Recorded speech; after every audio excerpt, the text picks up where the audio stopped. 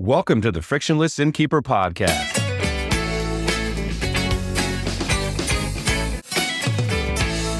Coming right up, fresh tips and insights from lodging professionals aimed at helping you improve your business. Our podcast is brought to you by the Frictionless Guest App, the digital concierge that helps your guests to live like locals. Learn how at frictionlessguest.com. Steve Short, how are you? Doing well, Matt. How about you? I'm doing well. Question for you. Do you use AI for many things? One thing? How AI'd are you in general? I'm becoming more AI'd than ever. Yeah, so I use it for quite a number of business types of things and certainly for personal stuff as well.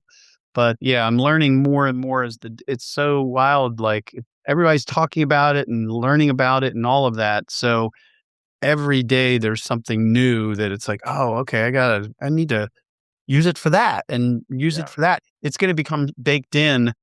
It's already becoming that way, but it's going to become more and more baked in the more and more you realize what kind of things you can do with it, right? And how you can use it.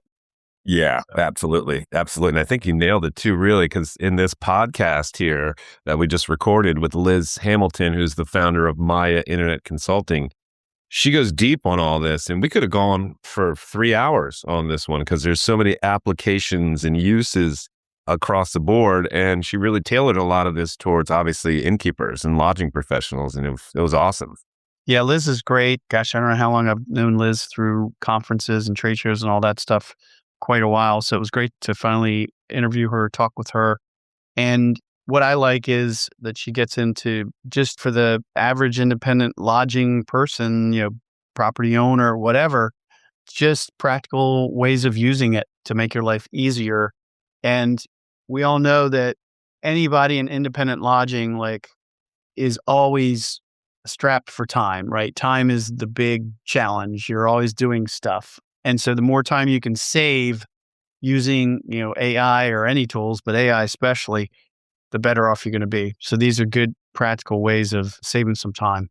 Yeah, absolutely. And with that in mind, we hope you enjoy this Frictionless Innkeeper podcast interview with Liz Hamilton, the founder of Maia Internet Consulting. Liz, thanks for joining us. Appreciate your time.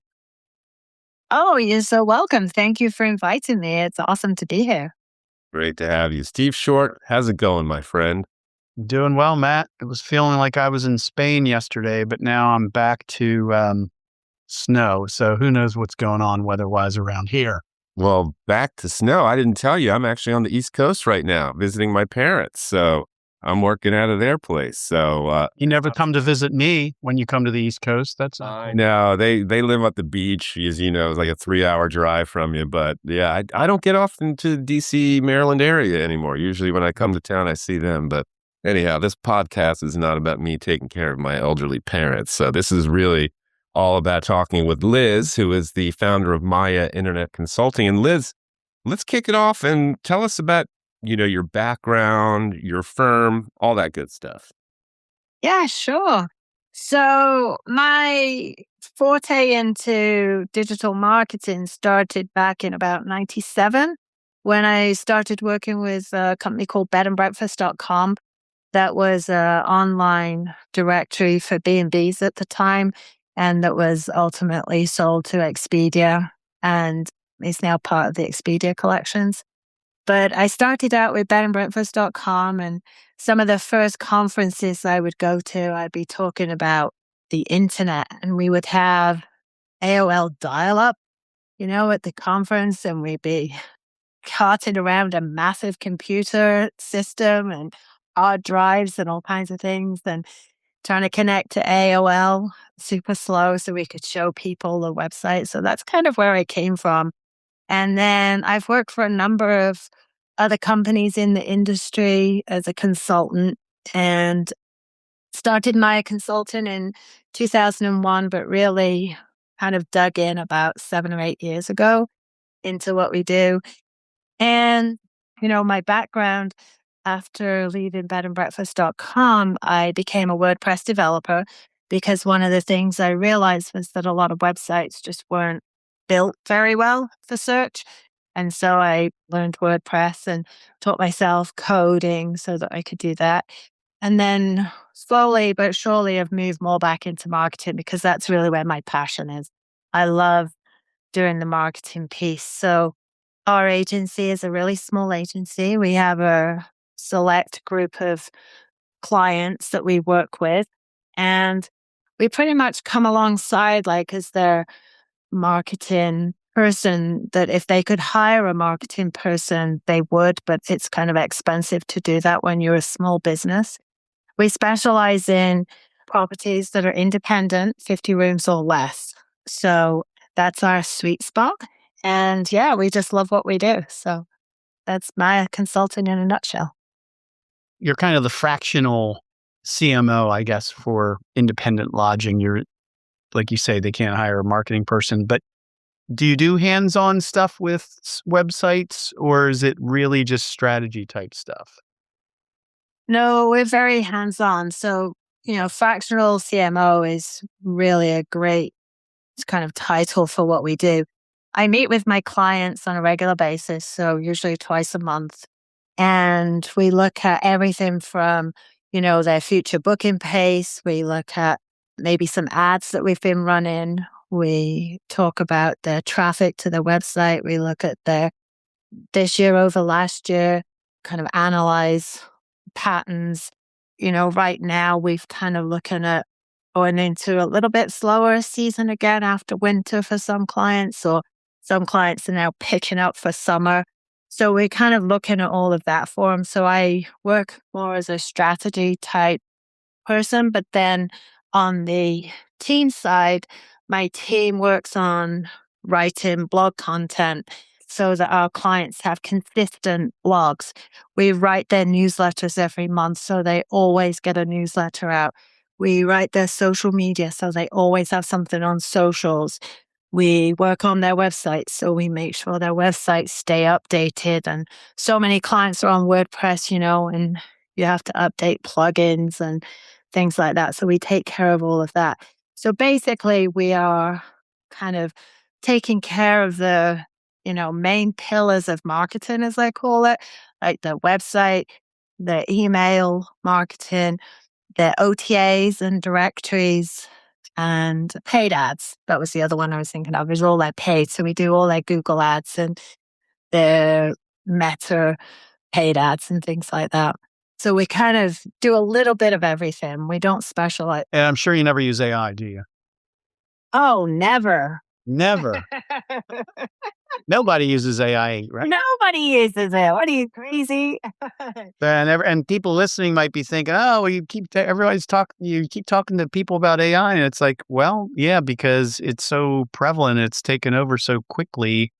But I think it's cool to be able to talk about how our audience, a lot of our audience, independent innkeepers, lodging people, how they can use AI to basically just be more productive, right? And do things better for their property.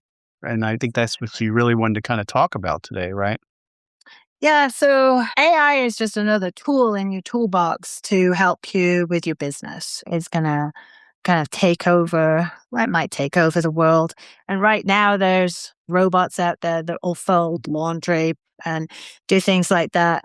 But I don't see them cleaning toilets and folding laundry anytime soon. So practical applications really for AI are kind of in your business right now as to how it can help you be, a little more efficient, a little faster at stuff, and also just help with the brain process. Because at the end of a busy day, if you're trying to think up of, some new packages that you might want to put on your website, having that tool there to be able to kind of create ideas and can really help with the juices flowing.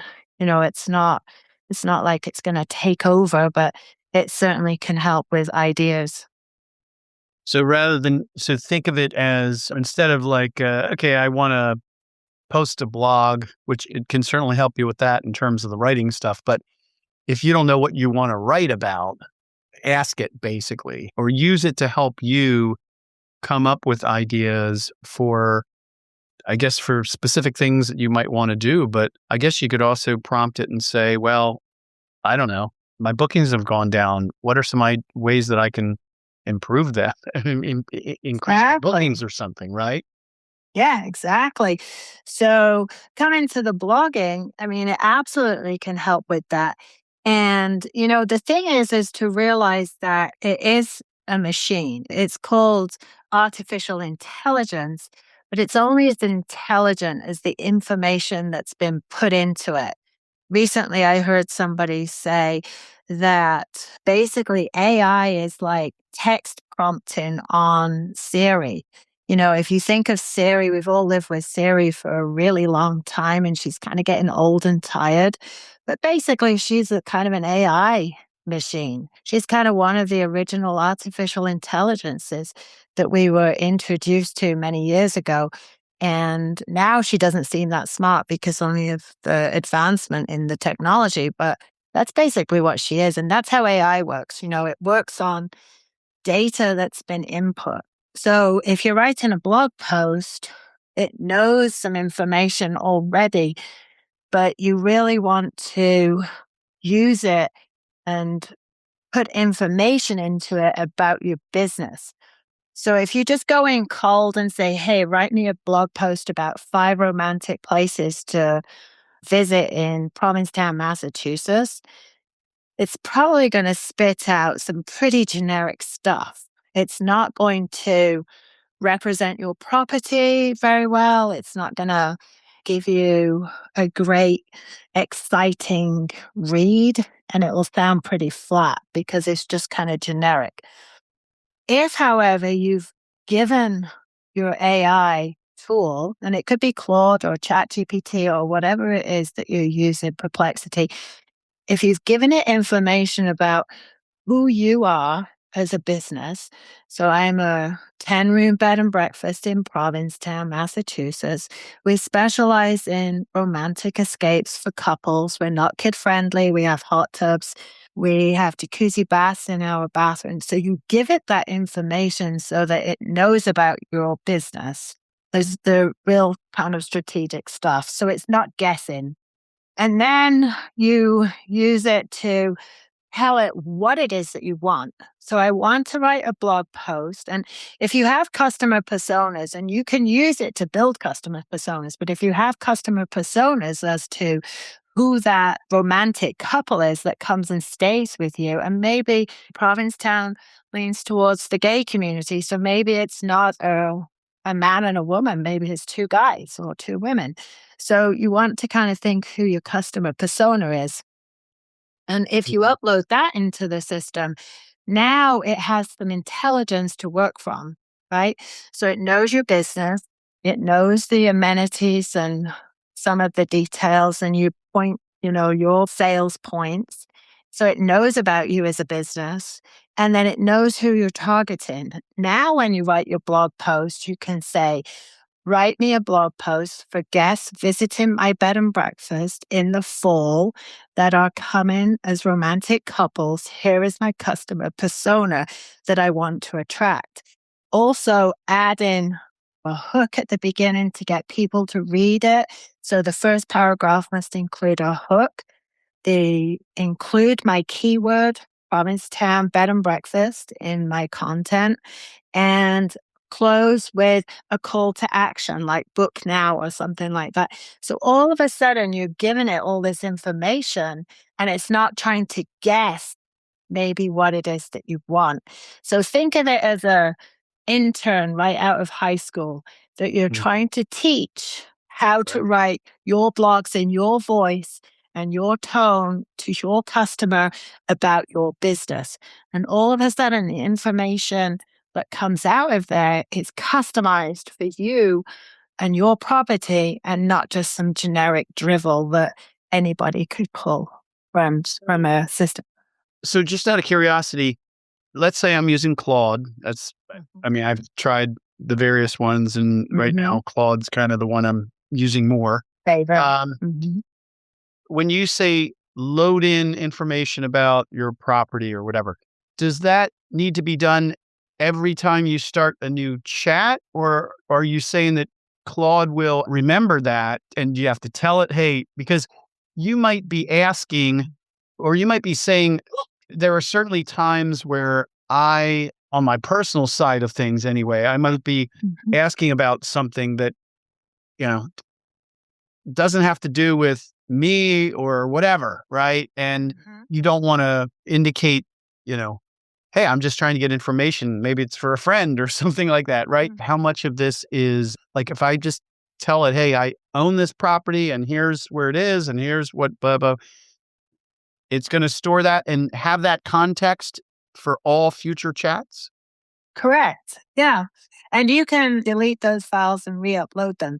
So for example, we have tone of voice. Somebody who is from the Boston area has a very different tone of voice and the way they speak than somebody, say, from, Alabama or Texas. The tone of voice and the style of voice is very different. We have clients in Hawaii. And so we have the GPT that we use. We actually use Claude. Claude's a great one for content, by the way. ChatGPT has some other features that I like, but if you're going to be writing content, Claude definitely has a better content writer, I think. But for example, like for the tone of voice for our Hawaii clients, we have uploaded, a list of commonly used Hawaiian words like haloa, mahalo, things like that. So when it's creating content, it will, and we've asked it and told it, use common Hawaiian terms when you write in. So sometimes it will, within what it's writing, it will put the Hawaiian word in there, and then in brackets, it puts the English version. So you can train it to your voice. And to your point of having two different people in there or two different kind of profiles, absolutely you can separate them out. For example, I have, a Maia Consulting business folder, and it's my CEO folder. And it has things in there that as a CEO, I would be asking it questions, strategizing more business-like. But then I have another folder that talks about who my clients are and who we want to attract. And then I have another folder called personal. So within my same GPT, there's a funny story. We actually did a Indian food night at our house like a month or so ago. My husband's a musician, and so we have music and big party with a lot of people from the neighborhood. And so I opened up ChatGPT and asked it, told it what we were making for dinner. And it knew the night before. It helped me with the, shopping list and everything else. And then on the day of when I was cooking, I opened up my ChatGPT. I said, okay, we're going to start cooking. My guests arrive at 5. What do I need to do first to get started? And it literally was like having an executive chef standing next to me, telling me what to do when. It's like, okay, go marinate the chicken. So what you're going to do is you're going to chop the chicken and blah, blah, blah, blah, blah. And it just kind of walked me through. Wow. The funny part was, you can talk to it, right? And so my hands were covered in flour and chicken goo and all the rest of it. So I would just tap the voice part and then I would talk to it. I was like, okay, I've got the chicken marinating. What's next? And then it would, reply back written. But my husband thought I was talking to my neighbor. He didn't realize I was talking to my buddy ChatGPT, and it was guiding me through. Sure enough, by 5:00, everything was ready to go. It was perfect timing. It was awesome. So I love the conversational mode thing. And it should be able to converse back to you and tell you without you having to read, though. At least that's what I've seen. yeah, imagine if you have the ADA thing turned on your iPad or your laptop, it probably would read back to you.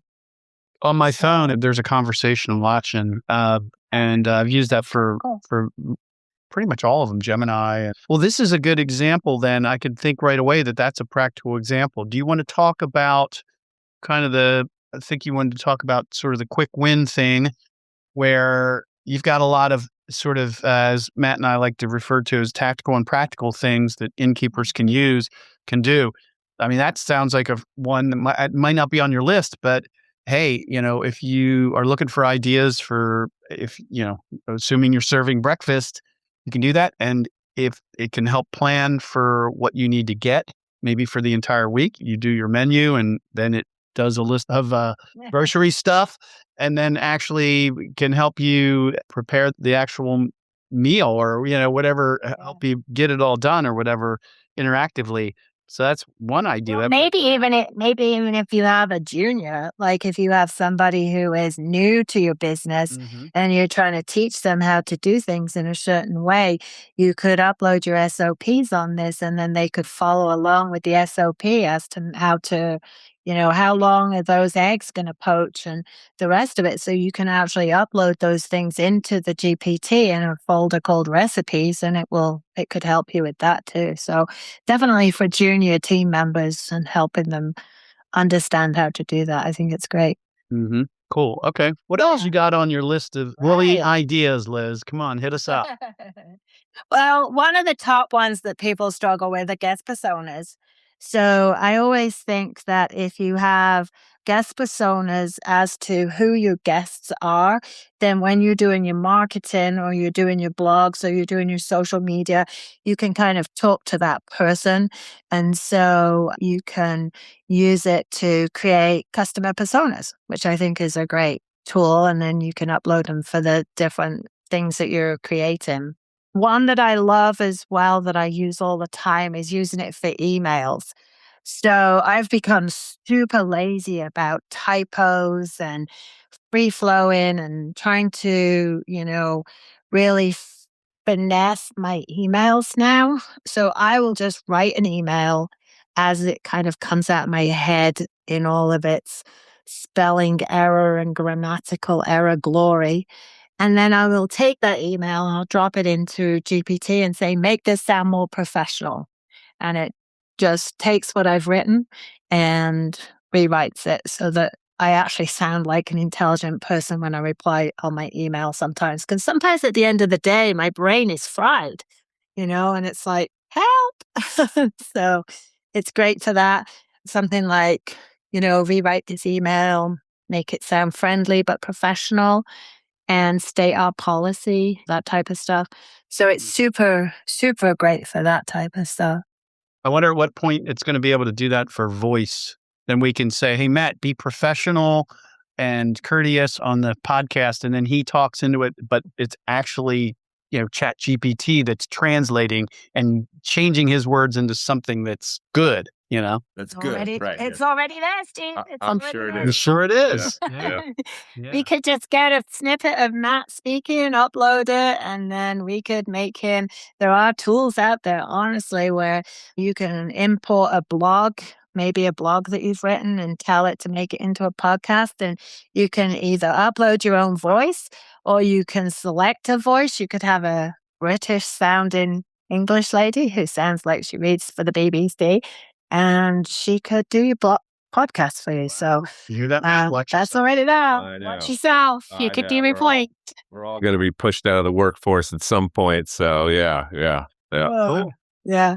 Yeah. So I know it's crazy. You can actually do pictures of yourself too. So if you hate being in front of video and you feel self-conscious, you can actually do a video of yourself, upload it, and then use that to create more videos of you doing things and going places that are just not even you anymore. So never believe what you see on the news or in socials because it could be totally incorrect. Yeah. I'm seeing a lot of stuff on YouTube with, thought leaders or whatever.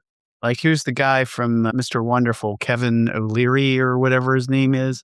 It's all AI generated videos with his voice and his image talking about stuff that's from his perspective, basically, right? But it's not him. I don't know if it's approved or not, but I'm sure people at least initially start seeing that and they assume it's him. They don't even realize it's AI. So I don't know how this will be interesting to see how this all pans out. So, and that's for sure. I mean, that's one of the scary parts about AI. It can be used nefariously or it can be used for good, just like everything. And, I think that when it comes to spam and it comes to online like scams and taking people's money, they're so convincing now. I mean, the amount of emails I got in the past from some Indian prince or Arab prince who had come into a bunch of money and was wanting to move to the United States and give me $1 million if I would, help him. Those types of emails were so badly written, you could tell that they were fake. But now these people use AI to write those emails. So even if English isn't their first language, they come across very convincingly. So, you can get an email that looks like it's from AT&T or from your bank, and it's got the logo and it's got the text written correctly, and it's from a complete scammer somewhere in the middle of nowhere. So it is scary.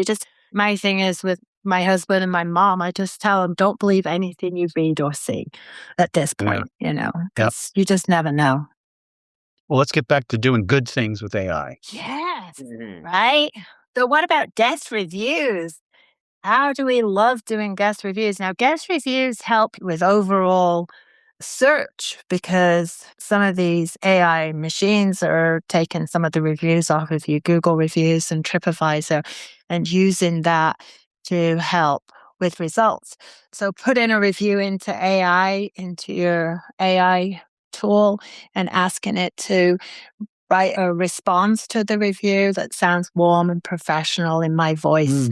You can use it for that, because it gets to the point sometimes where you get kind of repetitive and you can't think of anything more to say that's like, oh, thank you for the 5-star review. We appreciate that you came and stayed with us. Hope to see you again soon. That gets kind of boring.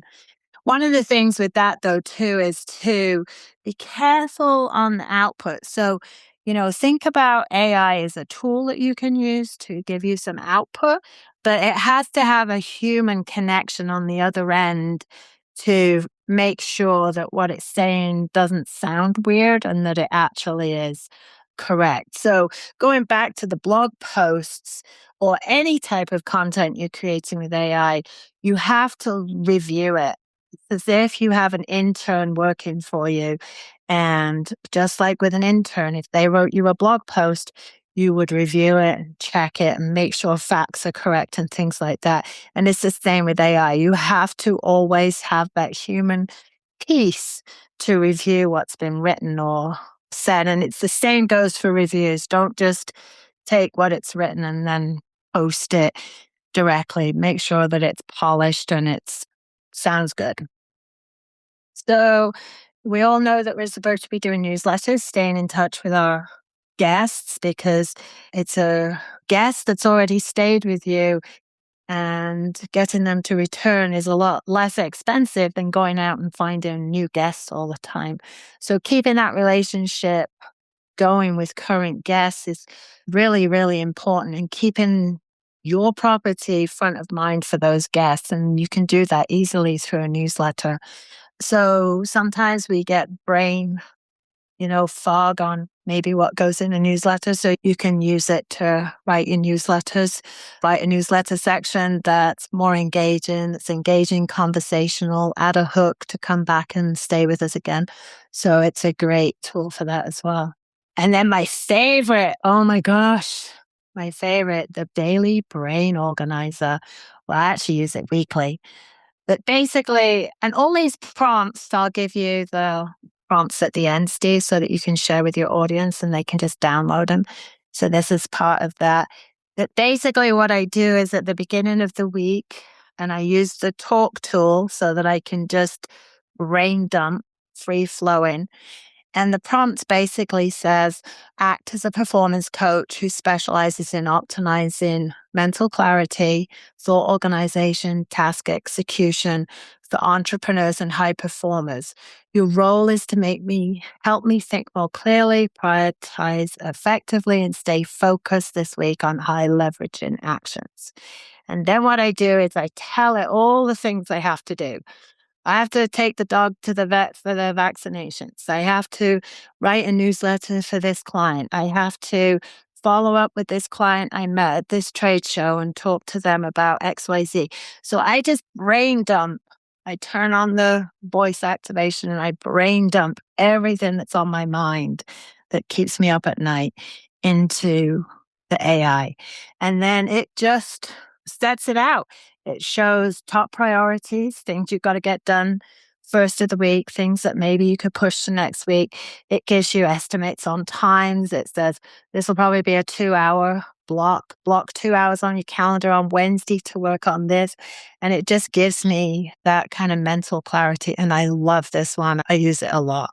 Wow. Okay. That's cool. Yeah. So the other one I love too is my meeting helper. So I have a transcript, and basically, I meet with clients. I'm the kind of point of contact with my clients. And some days I might have 6 meetings in a day. And then at the end of the day, I'm like, okay, who was going to do 20% off again midweek? So I have a meeting AI tool that joins all my meetings so it can take notes. But I've never found a tool that really summarizes the notes in a way that I like. So I have another one that I use. So I take my transcript out of my tool, and I actually use Fathom. It joins all my meetings because I like how it also does the video. So if we're doing screen sharing, it's doing screen sharing of my video of my screen as well. It does a video of the screen. So I can go back and look at that. So anyway, so I use Fathom. And I take the transcript out of Fathom, I drop it into Claude, and I say, summarize this meeting transcript, list action items by person, flag any open questions or unresolved decisions. And then it will give me an executive summary at the top. It comes down, it kind of transcribes who said what, kind of in a summary bulleted point. So it's really easy to see. And then at the end, what I love is it gives us tasks. So this is what the client's going to do. This is what Maia's going to do. And it gives me a list of tasks that we can then drop into our task management system. I can assign them to my team, and then the tasks get done. So having that kind of clarity on all my meetings is great. And the fun part is, like on Tuesday, I think I had 8 meetings. So I copied the transcript from all 8 meetings, dropped it in one time, hit send, and within about 2 seconds, I had those meeting notes for every single one of those. Then I asked it, give me a summary of all the tasks by client that we need to take care of this week. And it summarized all the tasks for me so that I could see exactly what we had to do per client that I had promised that day. I love this one. It's great. Wow. That's pretty. So Fathom, so you record based upon whatever, like if you're in Zoom, like we are right now, Exactly. use the Zoom recording, but you feed it into Fathom, and it's going to give you this summary or whatever. You feed the whole transcript into it, and it summarizes better than what Zoom might do for you or whatever add-ons there are. Is that what you're saying? Exactly. But Fathom is like Zoom. So Fathom is a different tool that records the meetings when I'm on Zoom. It's something that I'd signed up for a long time ago. And so I use that. So there are different tools that will record meetings. And Zoom does have a built-in meeting recorder, but I usually use Fathom. And then there's a couple of other ones that I see pop on with clients over time. But I then take that transcript from my recording tool and put it into Claude, and Claude organizes it into a format for which we have all the tasks from the meeting notes.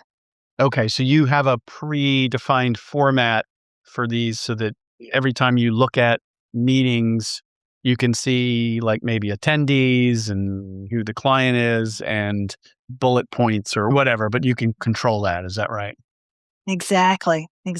So I think it's a really great tool for innkeepers because oftentimes they meet with, people such as myself, and sometimes it can feel like you're drinking from a fire hose. The information that you get back on, if you do a demo of a product or you talk to somebody about your analytics or your ad campaigns, there's so many nuances. And if you're like me, where I make notes on a piece of paper, but then I look at it and I'm like, what the heck does that mean?